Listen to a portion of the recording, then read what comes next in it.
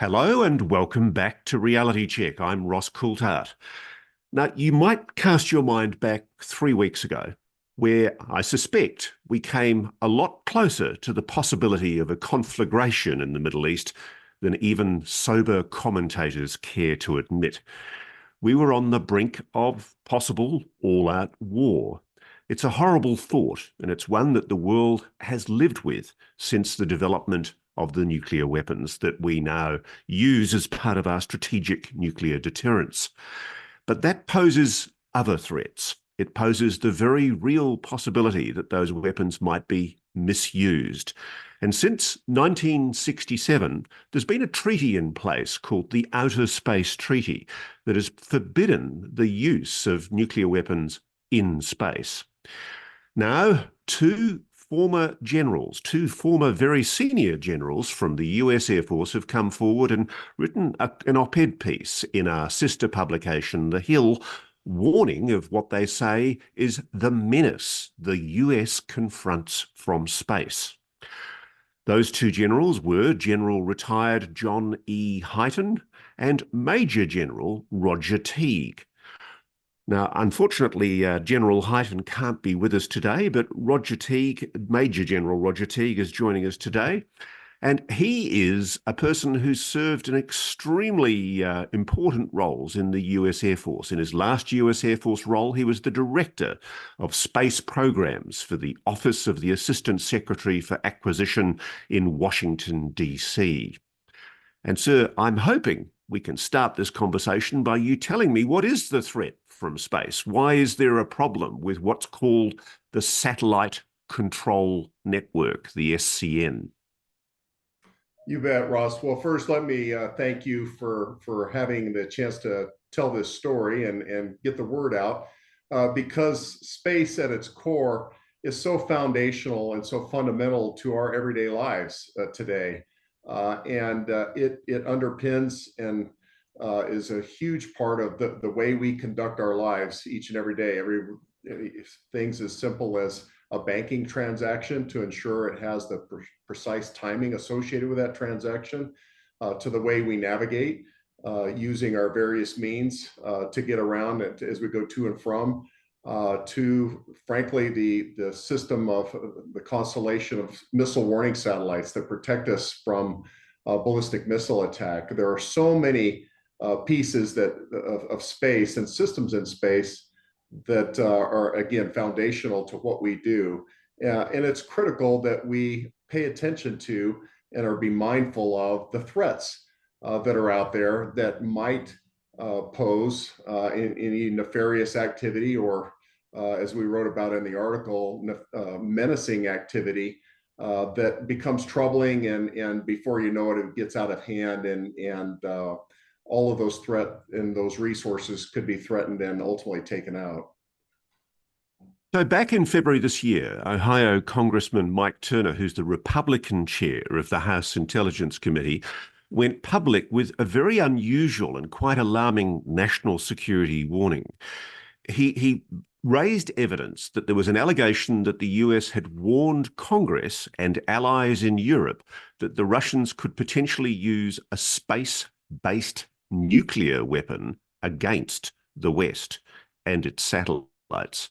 Now, as we understand it from what I've read, we don't know a lot about this weapon, even whether it actually exists. And a lot of the story is still wrapped up in top secret red tape.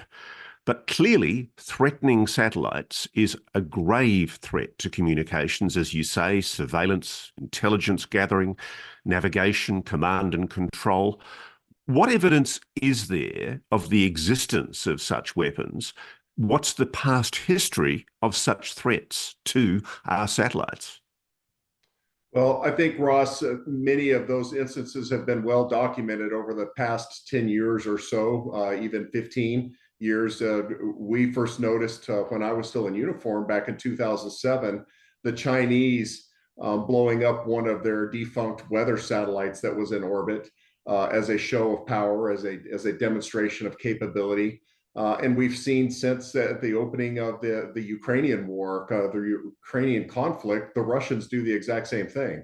And so it's clear that they're not only firing a shot across the bow, but they're also speaking very loudly with regard to potential intent and demonstrating that they have the ability and the will to, that if provoked or if they felt like that that step needed to be taken, that those steps could be taken. And so it's a capability that we have to be very mindful of. And it's very, it's unsettling. And it is not consistent with the 1967 treaty that you mentioned earlier. And it's something that we should be talking about. So let's go through what the Russians did at the very beginning of the war. In November 2021, a few months before the Ukrainian invasion, they launched an anti-satellite missile and destroyed one of their own satellites, which filled the surrounding orbit with debris that'll last for decades. And I know how much of a problem the debris is, sir, because I live in Australia. And as you would know, we've helped America install essentially debris monitoring surveillance systems in the far top northwest of Australia to try and monitor and keep tabs of the level of space debris that's up there. How big a problem is what the Russians and the Chinese have been doing? Well, at its core, it's irresponsible use of space. They know the debris that it's going to create multiple times, and I will not. I would refer you to the experts with regard to the number of maneuvers that, as an example, the International Space Station, a peaceful platform, had to maneuver in order to avoid floating debris, orbiting debris. And it's a real problem, not only for the platforms like the space station, but any satellite operator operating in any of those regimes is subject to and has to plan and for around, and or our launch service providers have to find windows to launch through to make sure that they don't, in fact, that their rockets don't collide with debris. And so it's a very difficult problem that, only exacerbates itself every time a demonstration of capability takes place like that. It just makes the problem much worse. And I think the real problem is that a lot of that debris will, if you will, live on orbit for decades. It takes many, many years for it to deorbit and ultimately re-enter the atmosphere and burn up. And so it's a real menacing problem that's going to take a while now. And we're going to ultimately have to plan around in order to continue to have success and safety in space. So I really want to get into the specifics of what the Russians have been doing, because it is quite sinister. They've tested our readiness, haven't they? They from July 2017 to December 2020, a Russian satellite, you write, alternatively known as Luk or Olympic K or Olymp K, made a series of belligerent orbital maneuvers after reaching its intended position on 16 different occasions, even squeezing itself directly between two operational Intelsat, those are communications, commercial satellites. And then General John Raymond, one of your former colleagues at Space Operations, US Space Force, he publicly acknowledged that a Russian satellite had repositioned its orbit very close to a US national security satellite. And he noted that the satellite separated, the Russian satellite separated, split in two like a Russian nesting doll, and purposely maneuvered very close to threaten the American satellite. That's extraordinarily intimidatory behavior by the Russians. You're exactly right, Ross.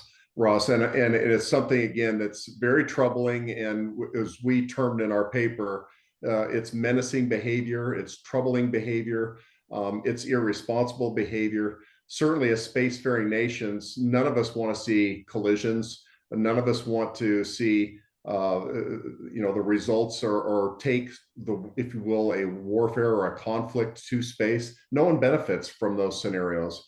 And so it's very important that ultimately in the end that we find different paths to peace, that the actions that are taken in space have lasting consequences.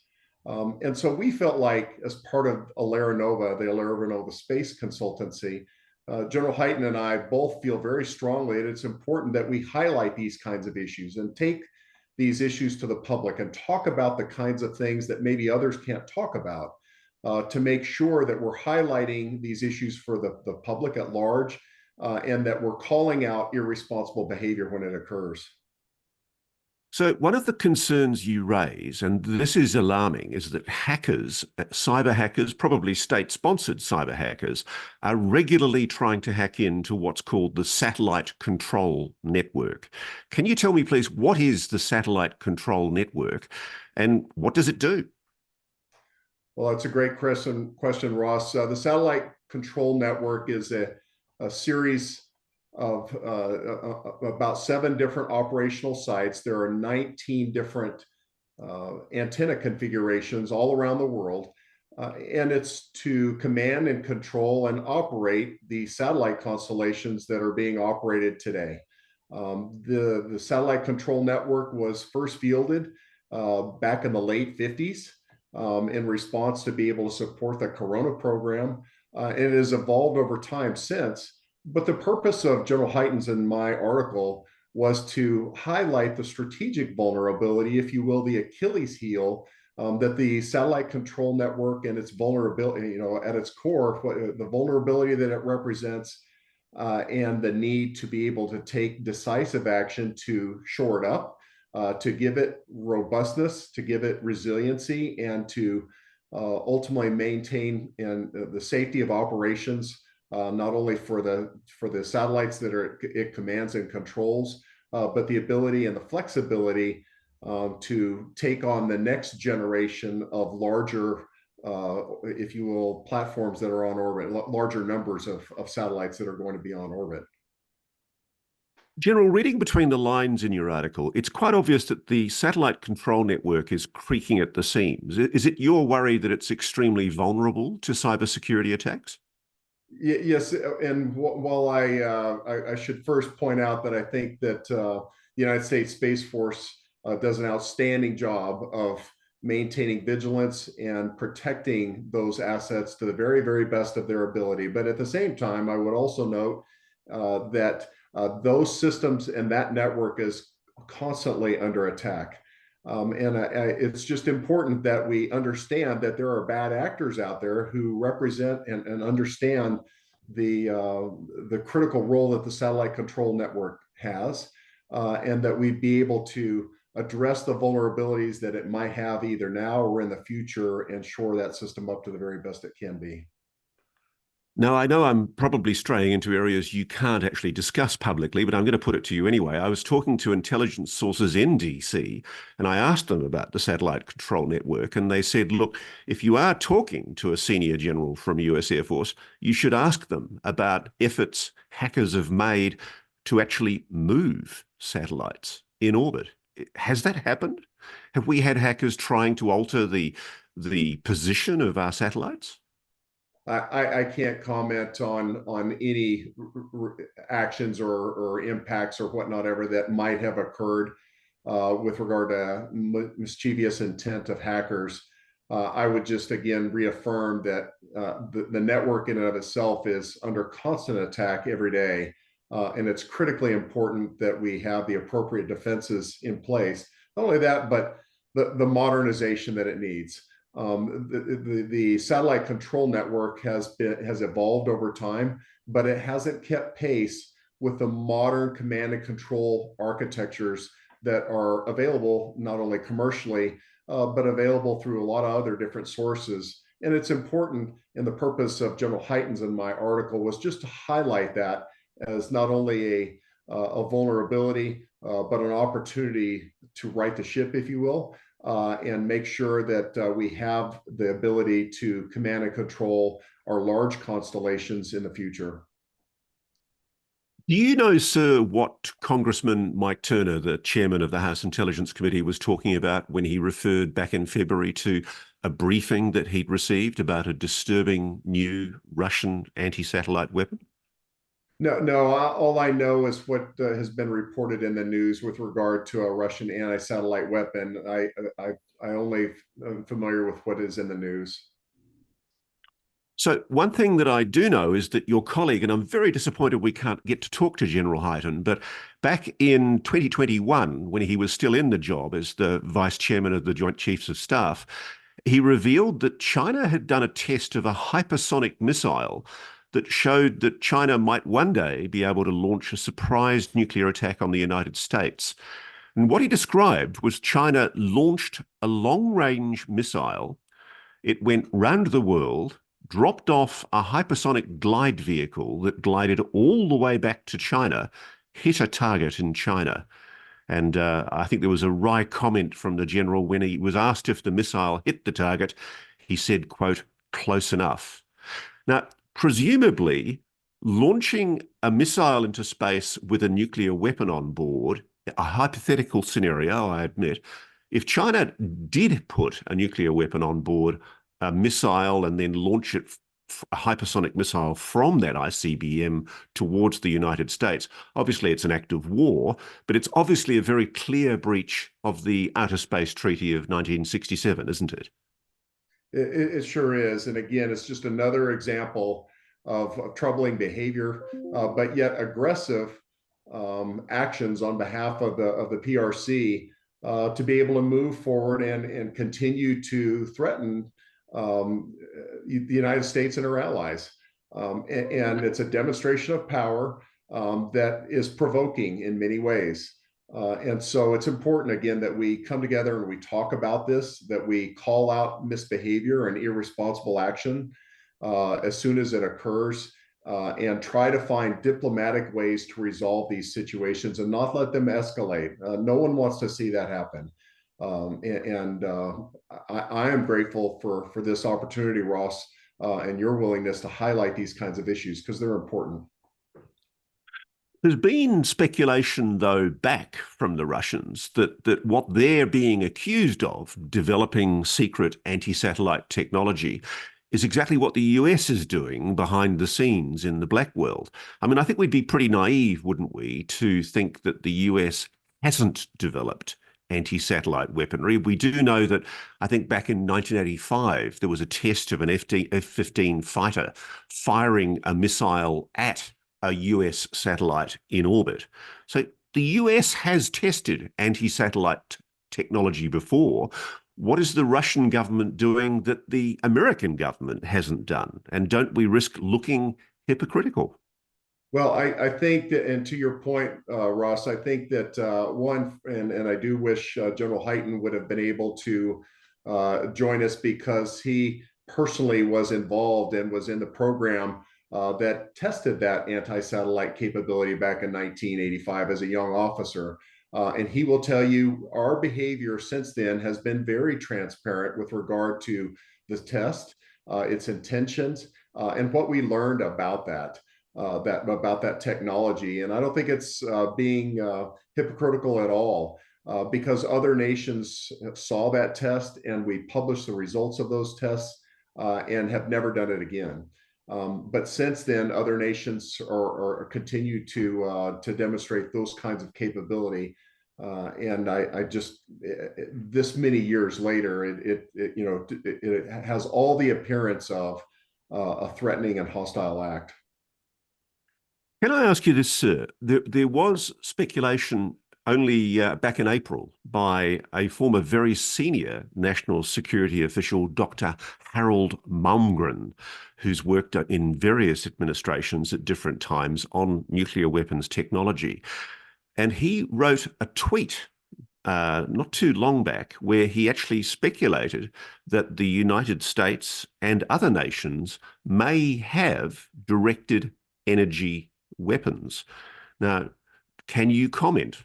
Does the US have secret DEW weaponry?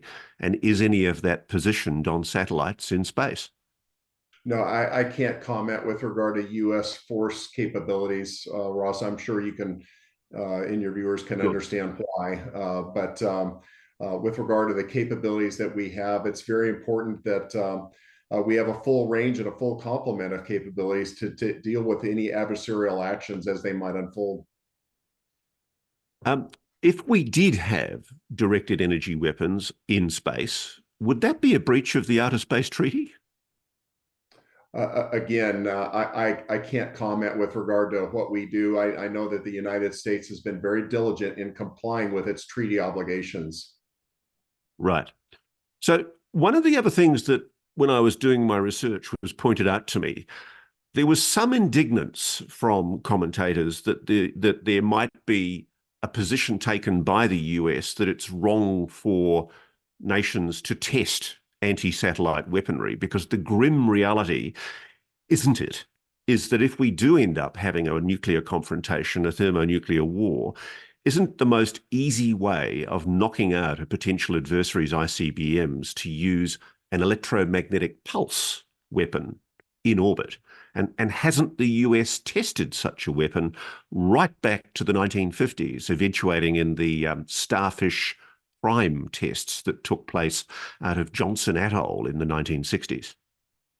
Well, again, Ross, with regard to U.S. compliance with its own treaties, I think we have a superb record. I wasn't even born in the 1950s, so going back that far. But I would tell you that the U.S. takes its treaty obligations very seriously and has promoted the peaceful use of space for decades. And it's a responsibility of all spacefaring nations to do the same. But can I just pin you down for a moment? I mean, what can we do if an adversary in a nuclear confrontation decides to use nuclear weapons in space? We can't do anything, can we, with our satellite control network, even if we do upgrade it and modernize it? What can we do to defend against the risk of an electromagnetic pulse? Because I've done a bit of research, and there are declassified files that show what came out of the tests that were done in the 1960s. And what they revealed was the thermomechanical spull. X-rays produced by high-altitude nuclear detonations create an internal shockwave. And in the case of thermonuclear weapons, if you've got an ICBM in orbit coming towards the United States or going towards Russia, God forbid, these shockwaves can be used to destroy the plutonium pit, the actual internal part of the bomb, and cause literally a degradation of the weapon that might actually stop it from blowing up as big as it would have blown up, or actually stop it from blowing up at all. I mean, the temptation must be enormous in the event of a confrontation. Isn't the bigger risk for humanity that our entire electronics network would be obliterated in the event of a nuclear confrontation of any kind, because the first defensive act would be to deploy an electromagnetic pulse weapon against any kind of incoming missile? Certainly, that use of EMP weapons is one possibility, but in that kind of scenario that is elevated to that level of severity, no one wants to imagine, although we must think about those kinds of scenarios and plan accordingly through the full spectrum of conflict. But I will tell you, outside of those satellites and systems that might be hardened to protect themselves in the case of an EMP-like attack, and there are some that have some degree of testing that would be associated with that, i.e., survival of the nation kinds of capabilities. Those are all very, very important, but the vast majority of the systems on orbit today, the satellites and platforms on orbit today, are not hardened to that degree. And so many of them and much of our network and capacity would, as you said, be obliterated or be taken down and be inoperable for days and weeks at a time. But that, again, is part of the challenge, that as we look at what the satellite control network is today and where we want to take it in the future, it's important that we have primary and redundant systems that allow us to continue to operate through the full spectrum of conflict. Can I just talk about possibilities, though, sir? Because, I mean, as I read your paper and then started researching, I became increasingly alarmed at the fact that there are now non-state actors, rogues like the Houthi rebels, for example, that appear to be gaining access to ballistic missiles provided to them by the Iranians. Is it outside the realm of possibility that you could even get a rogue state actor or non-state actor that uses ballistic missile technology to knock out, say, GPS targeting system satellites in orbit? Is that technology now available even to potentially a lowly terrorist group or a rebel group? Uh, Ross, you're asking a great question that ultimately I think would have to be responsibly asked and managed by the intelligence assessment and the intelligence community with regard to the capabilities of non-state actors. But in today's rapidly advancing world and rapidly changing threat environment, it is critical that we fully understand and appreciate all of the full range of threats that might be there. Someone who is willing and apt to take a cheap shot, and that's what it would be, to be able to score points and or make a statement. All of that is at play as our nation tries to come to grips with the increasing threat environment. It just underscores the point again as to why we must look at, if you will, all these systems to include the satellite control network as a piece of critical infrastructure for the United States. And in protection of obviously the United States homeland, but our allies around the world, and making sure that we're able to secure its operation for now and in the future. These are very dangerous times right now, aren't they, General? I mean, do you find yourself wondering why there's not more commentary in the public arena about the dangers that we face at the moment? I'm amazed how close we came just even a few weeks ago to the possibility of an all-out conflagration in the Middle East. As somebody who's been on the inside the Pentagon, inside the US Air Force, you've seen the capabilities of our nuclear weapons. Does it make you lose sleep at night thinking about the possibilities? Ross, I think it's an excellent question that you ask, and it's something that's core to why we believe Nova, the space consultancy, has a critical role to play here. To be able to have the occasional thought leadership piece, the occasional op-ed, the ability to talk openly and freely in public about these kinds of issues, because we can sometimes say things that other people can't say or discuss issues. And bring to light situations that maybe the public is not tracking. And it's really, really important that the public be continually aware and educated on the rising threat environment and just how unstable the world is becoming very, very rapidly. Look all around the world, whether it's the threat in Taiwan, or whether it's North Korea, or whether it's the Middle East and what's going on there today, or the Russian war that continues to go on in the Ukraine. I mean, there are fires everywhere.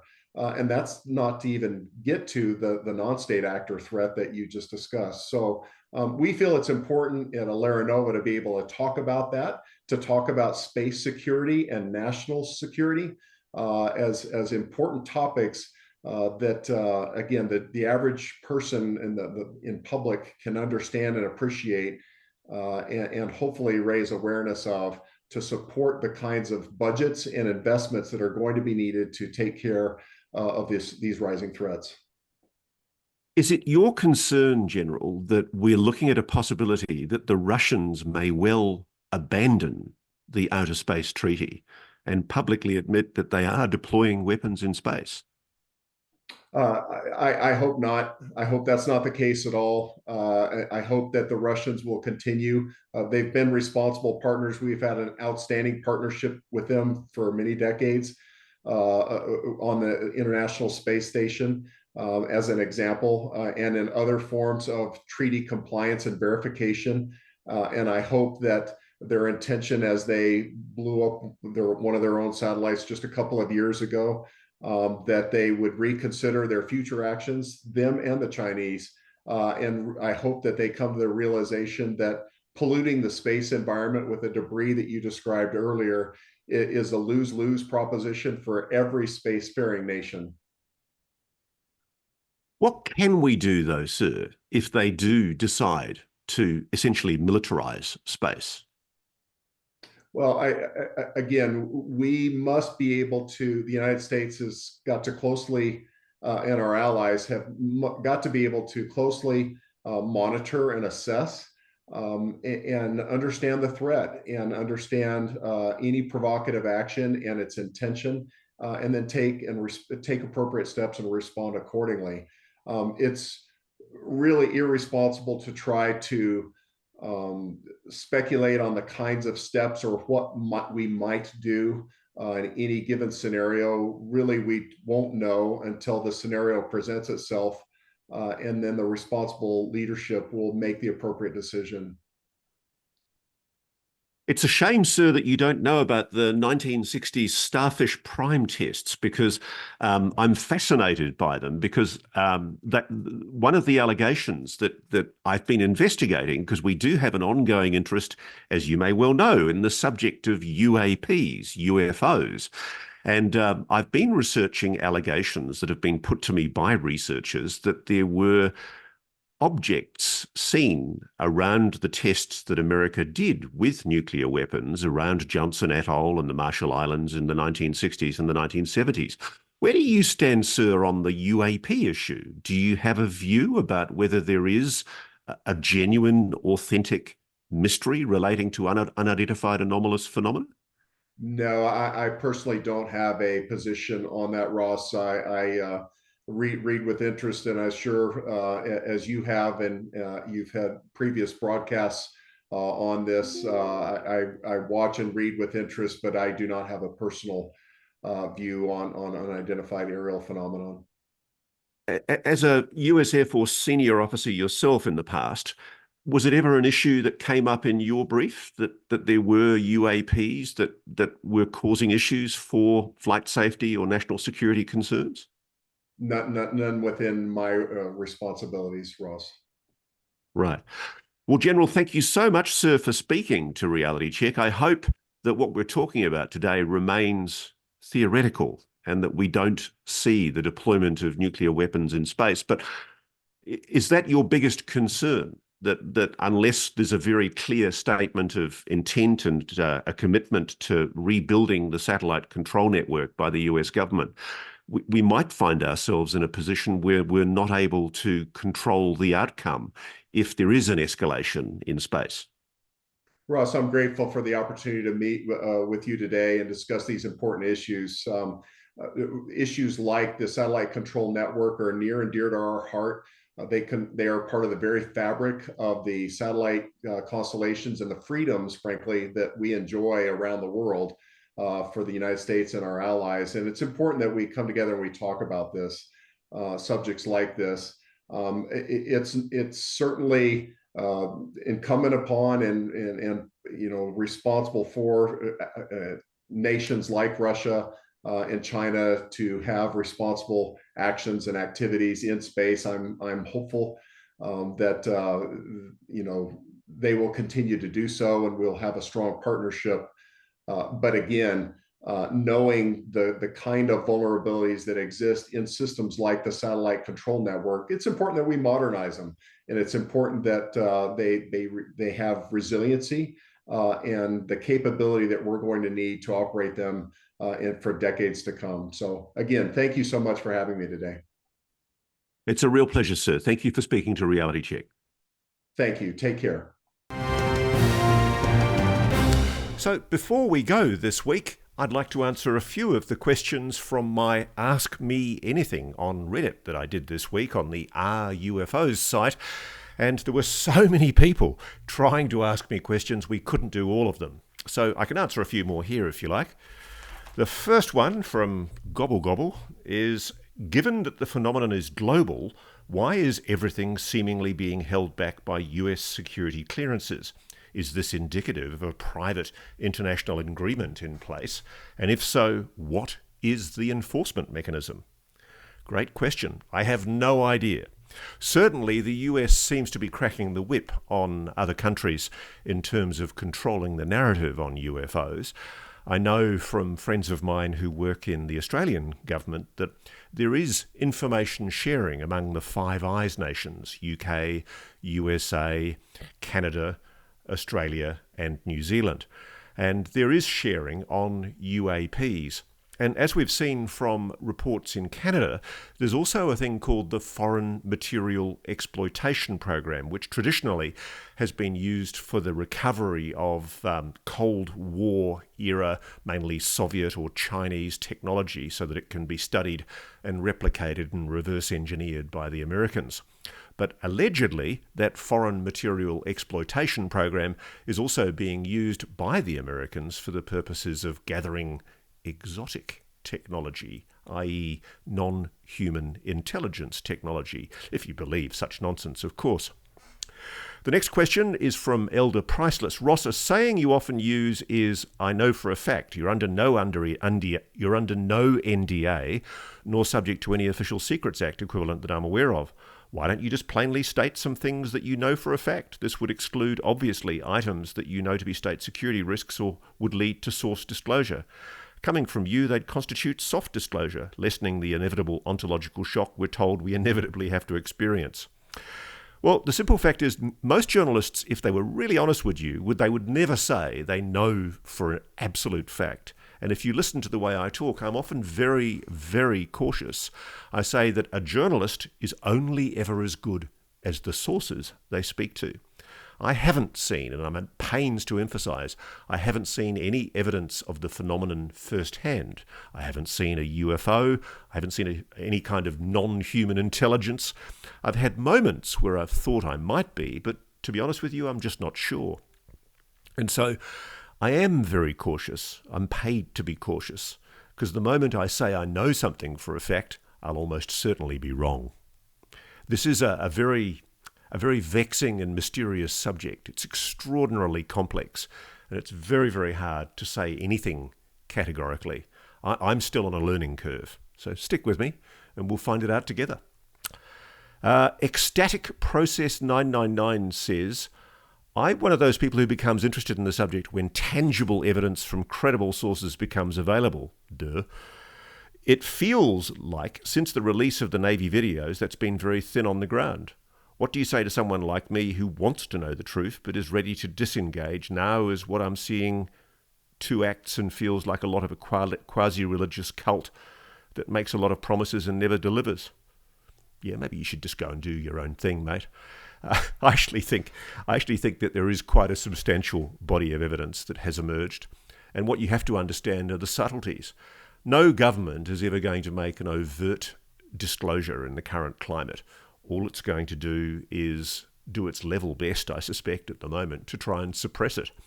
I think disclosure is going to come from private initiative, private research initiatives. And I can tell you that's happening. I mean, Bob Bigelow's NIDS, National Institute of Discovery Science, was very much part of that. Even the BASS project, which became the ORSAP project funded by the DIA, they were run out of Bigelow. And good on Robert Bigelow for having the courage and the gumption to actually fund that research a lot himself.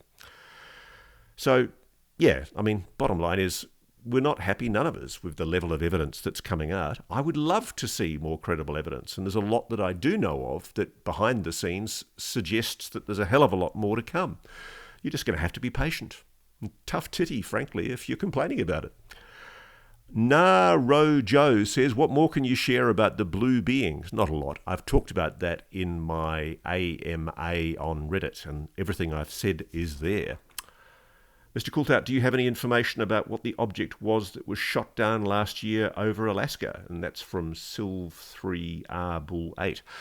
I have done a story. If you go back through the archives of my work with NewsNation, you will see that we did a story, we've aired a story about the Alaska UFO, and in fact Christopher Mellon, the former Deputy Undersecretary of Defence, talked quite interestingly about the fact that he was aware of what I was aware of, which is that a few days prior to the Alaska shoot down, there was not a scramble, that was a very deliberate term by the US Air Force, there was a diversion of aircraft from an existing exercise near the Arctic Circle to go and investigate anomalous objects, 8 or 9 anomalous objects that were picked up on early warning radar. And as the jets approached, those objects flitted off at extraordinarily high speed. On the Alaska UFO that happened a few days later, all I can tell you is I am told it was anomalous. And I'm told there's been a cover-up. And I'm told that certain politicians in the Congress have been briefed about this. But yet again, we just have to wait for candour and openness. I mean, it's frustrating. I share everyone's frustration that what's happening at the moment is there is an information clamp being applied. Not a great deal I can do about that, I'm afraid. It's up to you guys back home to let your congressional representatives know that this matters. Let them know that you want truth and transparency. Don't put up with being snowed. OK Vanilla 931 says, is there a common idea or belief of what the phenomenon is when you speak to individuals in the government, intelligence officials and experiences? Yes, it's non-human. That's the best I can give you. I think part of the problem is we're often talking about a lot of different things. I don't think all UAP phenomena is the same thing. I don't think all of it is, for example, future human or interdimensional. I wouldn't be surprised at all if some of it was from somewhere else in our galaxy or our universe. But I think we have to contemplate the probability that this planet has been visited by NHI, non-human intelligences, for millennia. And we are slowly becoming aware of them. So, look, really, I don't have that much more to offer this week. That's all the extra AMA questions. I can tell you we will be back with another reality check, digging into more intriguing mysteries very soon. Thank you. Thanks for watching. Go to joinnn.com to find NewsNation on your television provider. And please don't forget to click that red subscribe button to ensure you get more of NewsNation's unbiased and fact-driven news coverage.